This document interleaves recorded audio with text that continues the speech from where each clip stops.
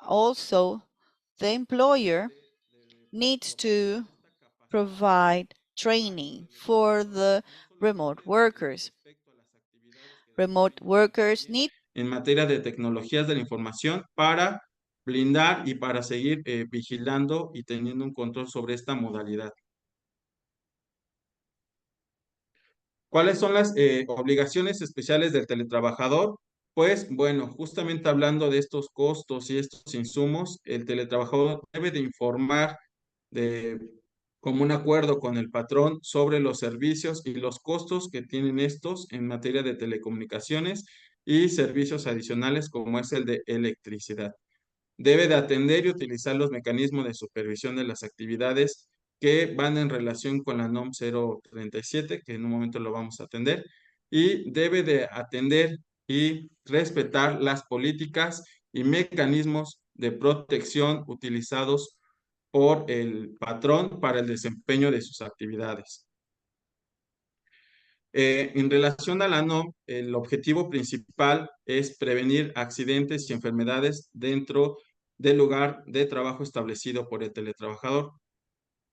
Las obligaciones principales del patrón o empleador es velar por la seguridad e higiene dentro del lugar de trabajo de la persona teletrabajadora, establecer mecanismos de vigilancia y control para el desempeño de las actividades, proporcionar, dar mantenimiento y en su caso eh, cambiar o intercambiar estos mobiliarios o herramientas de trabajo y establecer, ejecutar y vigilar una política de trabajo dentro del centro de trabajo o lugar de trabajo establecido por el teletrabajador.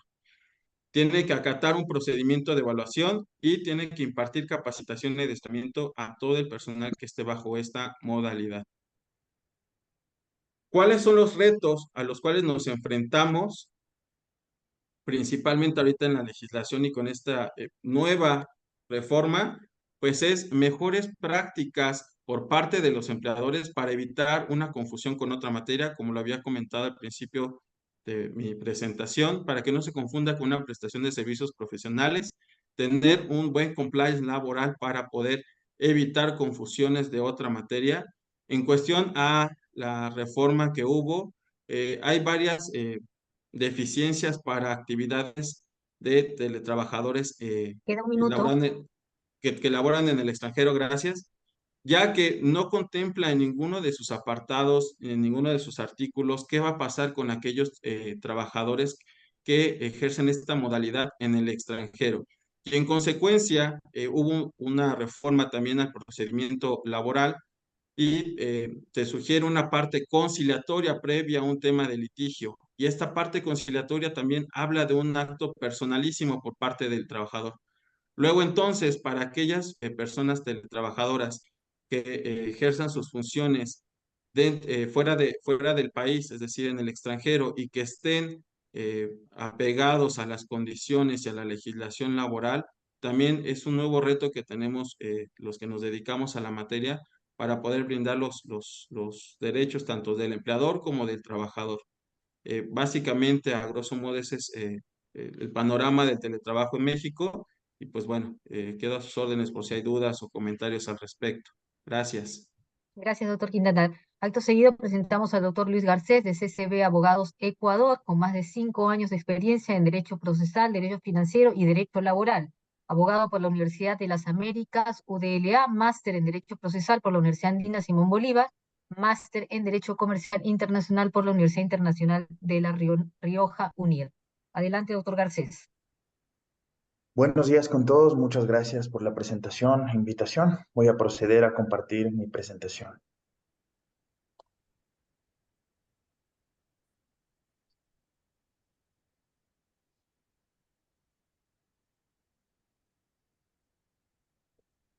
Pantalla completa, por favor. ¿Me puede confirmar si ahí la tiene completa? Ya, perfecto. Perfecto. Bien, como antecedente del teletrabajo en el Ecuador, previo al inicio de la pandemia, era un tema poco regulado, poco determinadas sus reglas. Al nacimiento de la pandemia del COVID-19, surgió la necesidad de determinar una figura que permita al trabajador continuar prestando sus servicios sin requerir de la presencia física del mismo en oficinas.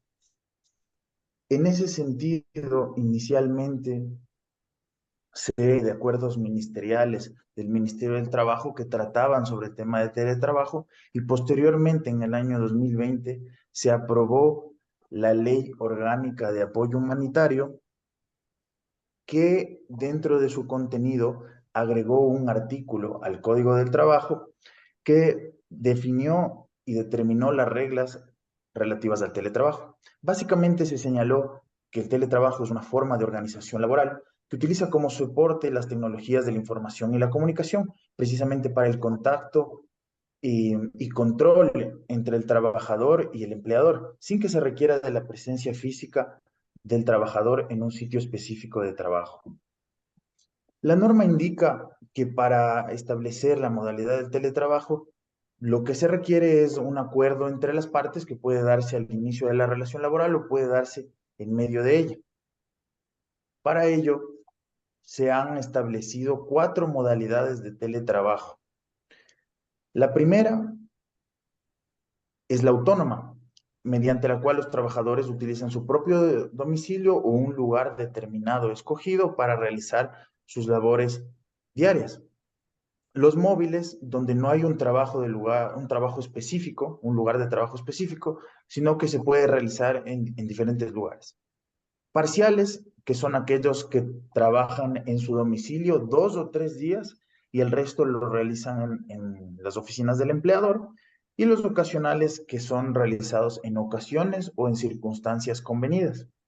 Como podemos ver, estas modalidades que se crearon fue precisamente para abarcar la gran mayoría de posibilidades que podrían darse ante la aplicación del teletrabajo y de esa manera de cubrir cualquier intención de aplicar esta figura del teletrabajo. Ante el crecimiento del teletrabajo en el Ecuador y su aplicación, se identificaron algunas cuestiones que debían ser normadas y por ello se determinó tanto en el Código del Trabajo ecuatoriano cuanto en un acuerdo ministerial actualmente vigente el derecho a la desconexión de todos los teletrabajadores. Al igual que en el caso chileno, pues identificamos que existió una base en la normativa relativa a la desconexión. En el Ecuador se debe garantizar al menos 12 horas continuas de desconexión en un periodo de 24 horas en las cuales no se puede hacer requerimientos o cualquier cuestión vinculada al trabajo. Y adicionalmente a ello, se determinó como obligación del empleador contar con una política de desconexión que contemple las reglas relativas a la desconexión como una garantía de dignidad laboral y de salud integral para todos los trabajadores. Hay una particularidad especial en la normativa relativa a la desconexión y es que excluye de las reglas de desconexión aquellos trabajadores que cumplen funciones de dirección, confianza y manejo, precisamente por el cargo que ostentan y la necesidad de tenerlos disponibles en el momento en el que fuere oportuno. Adicionalmente, hay otros puntos importantes que se deben tener en cuenta, particularmente 2.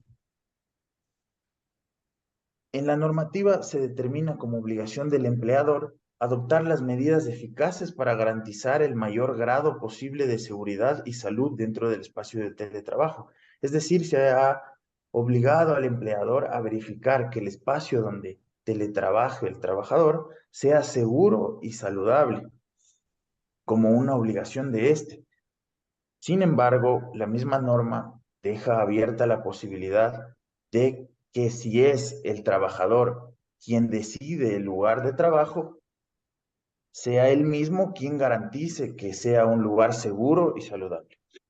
Y como segundo punto, se obligó al empleador a proveer los equipos, insumos y materiales necesarios para la realización del teletrabajo. Esto incluye el acceso al servicio de Internet y también de telefonía.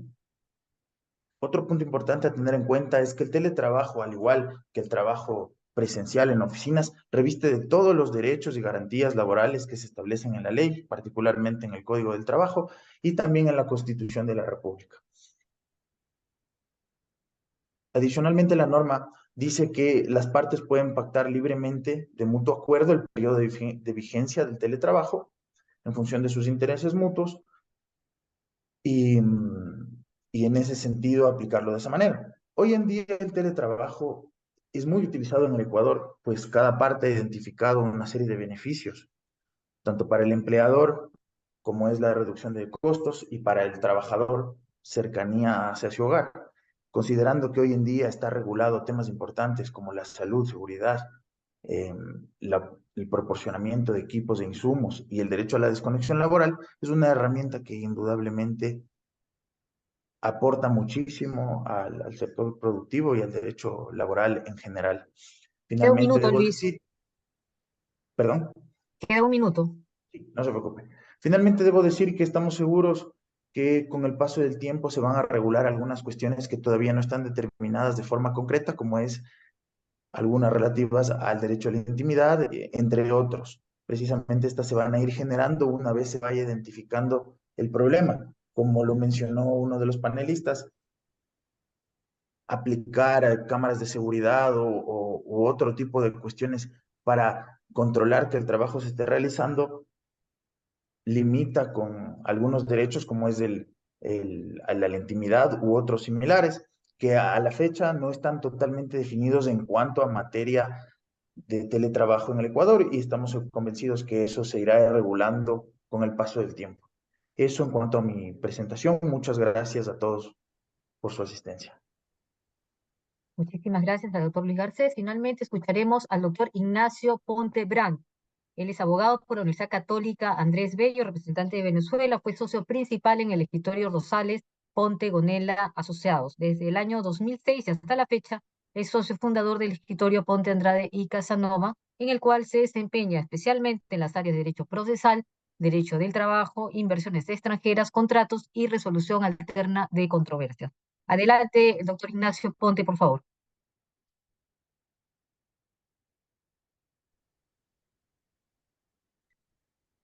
De Ignacio, parte de adelante. ¿Nos Ponte Andrade escuchas? Casanova de permitirnos participar en este webinar. Yo los escucho, sí. Sí, sí, ya te escuchamos. ¿Me Mm, escuchan bien? ¿Aló? se escucha un poco Ok, gracias. cortado, ahora Expositores que me sí. han antecedido en el uso de la palabra. Ahora sí, déjame moverme de sitio para ver si mejora la conexión. Correcto.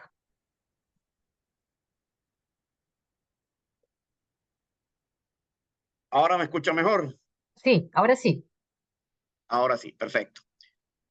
Bueno, a diferencia de los expositores que me han antecedido en el uso de la palabra, Venezuela no tiene una regulación expresa en materia del trabajo a distancia o remoto.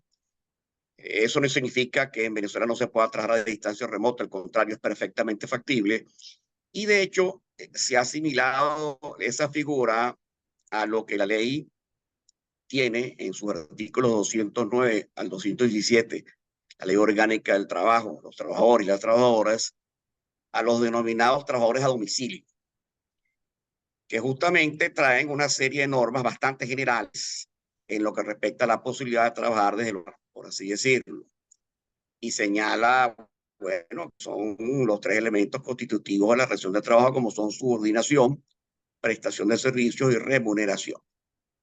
Sin embargo, la misma ley orgánica del trabajo, ante lo general de las normas, dispuso que se iba a dictar una ley especial que regularía este tipo de trabajadores. Sin embargo, del año 2013, cuando promulgó la ley, hasta la presente fecha, ya más de 10 años, pues la ley especial no ha sido y no parece que en un futuro corto lo sea.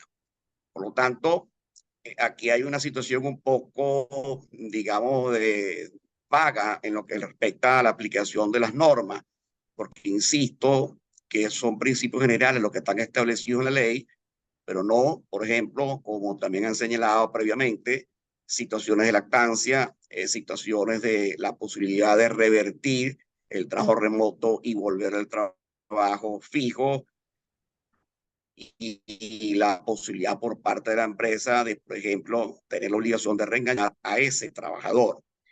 De allí que, bueno, esperemos que en un futuro próximo se tome en cuenta la aplicación o la promulgación de esa ley especial. Con motivo de la pandemia, el COVID-19, por las mismas disposiciones que el Ejecutivo aplicó en materia de restricción en el trabajo, porque evidentemente así lo obligaban las condiciones.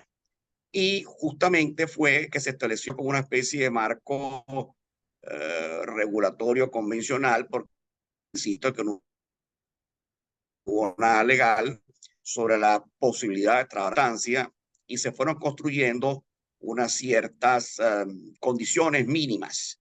Entre ellas, por ejemplo, garantizar de que el trabajador en el sitio de trabajo pues, tenga unas condiciones adecuadas a lo que exige la Ley Orgánica de Prevención, Condiciones y Medio Ambiente de Trabajo, que regula pues toda esa área. Igualmente en el cumplimiento del horario que establece la Ley Orgánica del Trabajo, igualmente también el derecho a disfrutar de vacaciones y también, por supuesto, la posibilidad por parte del trabajador de desconectarse, por así decirlo, estar sometido a una jornada de trabajo excesiva y no trabajar horas extras. De allí, pues, que en Venezuela vamos un poco, a diferencia de las otras legislaciones que se han expresado, llenando, por así decirlo, los vacíos que tiene la ley, que, insisto, es muy general y no permite una mayor aplicación de las condiciones especiales del contrato de trabajo en lo que respecta al trabajo a distancia. Entonces, bueno, esa es básicamente la posición de nuestra parte y quedamos abiertos a las preguntas que tengan. Muchas gracias. Muchas gracias. Muchas gracias.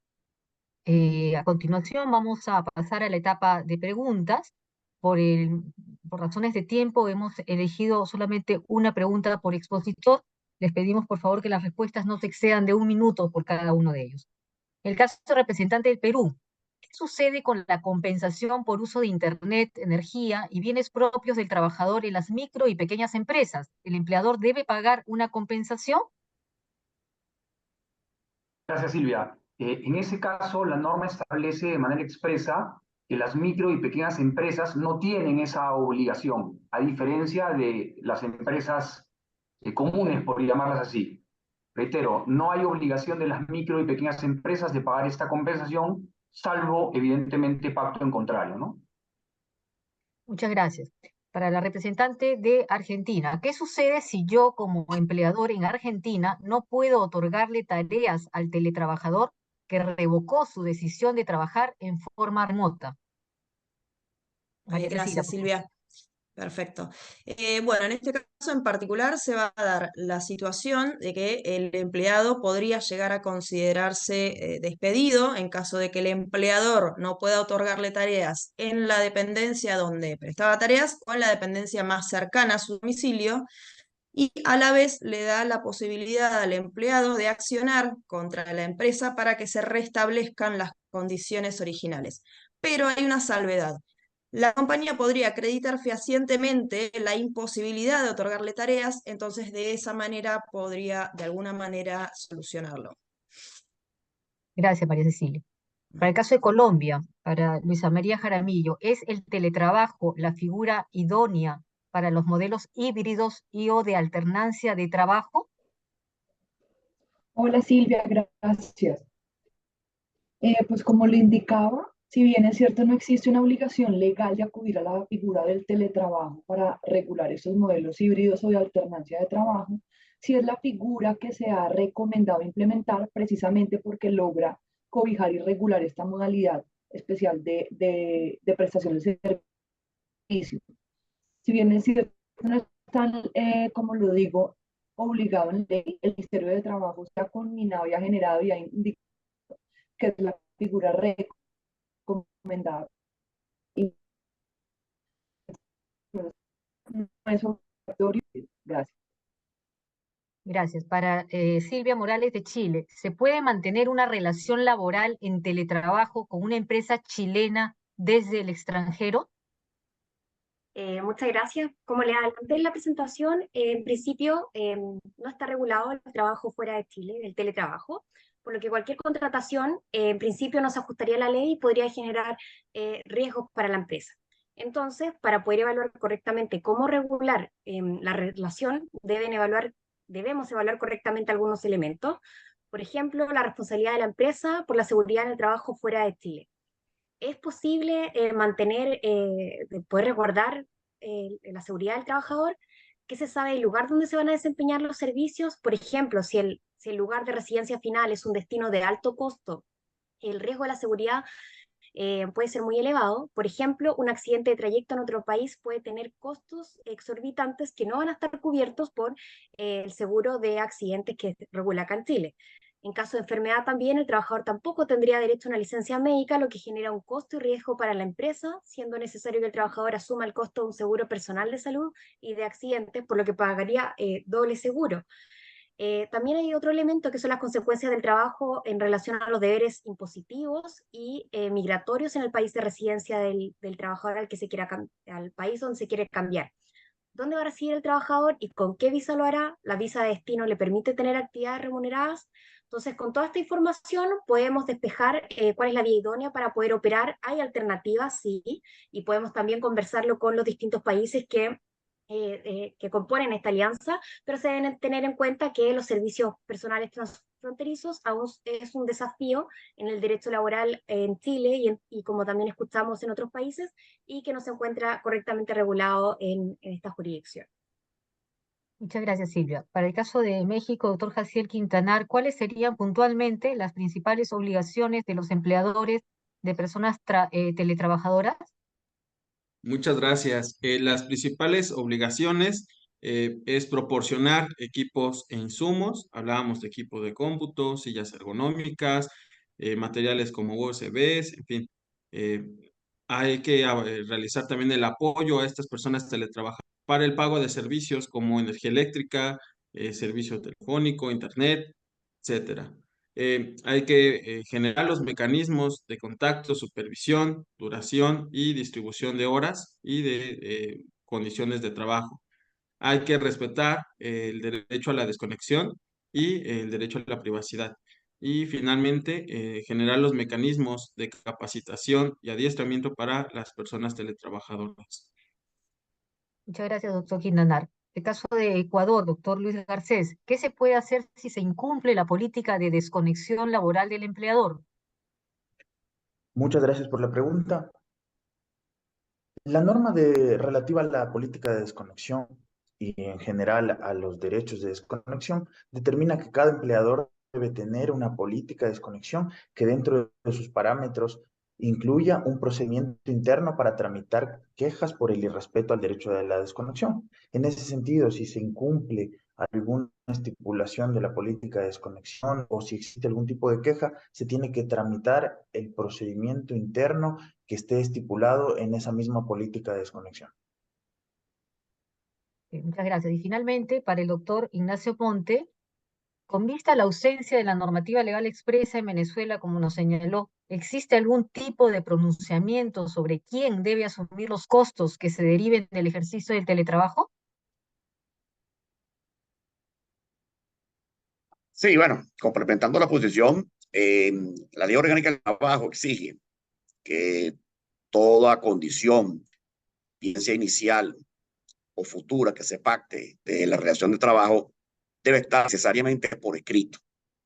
Entonces, si bien la ley en lo que respecta al trabajo a domicilio dice que se le da una libreta, vamos a decirlo así, en la cual se notarán una serie de condiciones, lo correcto es que conforme con el artículo 59 de la Ley Orgánica del Trabajo, se pacten todas las condiciones del trabajo remoto a distancia en un contrato por escrito, suscrito por ambas partes, obviamente. Y en lo que respecta a los gastos que significa el trabajo remoto, pues se ha establecido ya de una manera bastante convencional que evidentemente pues corren por cuenta del patrono. y corre por cuenta del patrono porque es el interesado en que se le preste el servicio. El trabajador no tiene por qué asumir ese costo, evidentemente, y además, dentro de las condiciones generales de la ley, se hace referencia un poco a que el tema de esos costos deben ir, por cuenta del patrono. O sea, la respuesta es afirmativa. Es el patrono quien debe correr todos los gastos que se ocasionen con respecto al trabajo a distancia. Muchísimas gracias, doctor Ponte. Una vez más agradecemos a los representantes de los diversos estudios miembros de la OL que han participado en el evento del día de hoy por permitirnos pues tener una visión internacional en materia legal sobre el tratamiento de esta figura del teletrabajo en los países donde operamos y que a raíz de la pandemia se ha hecho muchísimo más usual. Finalmente, para el cierre de este evento, le damos la palabra al doctor Jorge Castaño, socio director del estudio BRIC, firma representante de la OL en Colombia. Adelante, Jorge. Muchas gracias, Jacqueline. Bueno, pues buenos días a todos. Agradezco las exposiciones que hicieron cada uno de los participantes de este webinar. Y creo que el tema fundamental aquí que estuvimos revisando cuando se estuvo pensando en cómo, en qué presentarle a nuestros clientes, identificamos que era esencial el tema del teletrabajo. Todos sabemos que el teletrabajo tiene una serie de beneficios y consulta una realidad que estamos viviendo. Entonces, los beneficios básicamente son una reducción en costos operativos, es decir, sabemos que ahora hay mucho más oferta de espacio de oficina porque todas las empresas han reducido sus oficinas en virtud del teletrabajo. Se ha ampliado la posibilidad de talento, de adquirir talento, tanto en el territorio correspondiente, jurisdicción correspondiente, como globalmente, y ahora vuelvo sobre eso, que creo que es el reto más importante y la oportunidad más importante. Lo tercero es mayor retención. Sabemos que ahora las personas siempre buscan tener por lo menos un modelo híbrido que les permita una parte en casa y otra parte en la oficina. Y otros dos aspectos que también son esenciales, que son menos vistos, pero sí tiene que ver con una reducción en la huella de carbono, un tema ambiental fundamental, en la medida que no hay que hacer traslados constantes a las oficinas por parte de los trabajadores, y una parte que tiene que ver con continuidad del negocio. Ya sabemos que si llega a pasar algo parecido a la pandemia, ya estamos muy preparados para poder continuar con esto, o incluso para las empresas. Creo que la conclusión esencial es que en la mayoría de los países, en la totalidad, excepto Venezuela, que también es viable, está regulado el tema del teletrabajo. Es una posibilidad que tienen todas las empresas de acudir. Está regulado de manera clara en la mayoría. Hay unas diferencias en jurisdicciones, pero en general es muy, muy parecido. Pero creo que la oportunidad importante para todo el mundo tiene que ver con el talento global. Sabemos que empresas de tecnología, por ejemplo, a veces requieren ingenieros que tienen ciertas capacidades técnicas que no son fáciles de conseguir en ciertos países. Por lo tanto, el teletrabajo global es una oportunidad gigante. El reto aquí consiste fundamentalmente en la ley aplicable a ese nicho o a ese grupo de trabajadores y la seguridad social.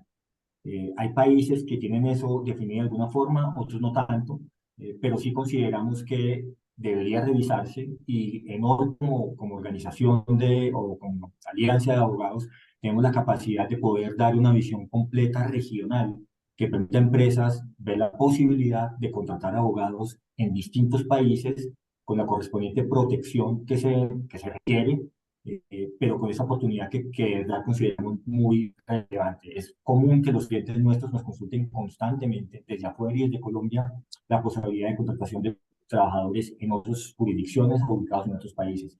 Y ahí está el reto y la oportunidad para todos. Nuevamente, muchas gracias a todos. Estamos atentos a cualquier duda que puedan tener. Jacqueline, ya con esto termino mi cierre del webinar. Muchísimas gracias. Muchas gracias, Jorge. Con esto damos por finalizado nuestro webinar. Esperamos reencontrarnos pronto en otros eventos. Seguimos trabajando y apostando por nuestros países y nuestros clientes. Muchas gracias. Buena salud para todos. Muchas gracias. Buenos días. Buenos días, muchas gracias. Gracias a todos, que estén bien.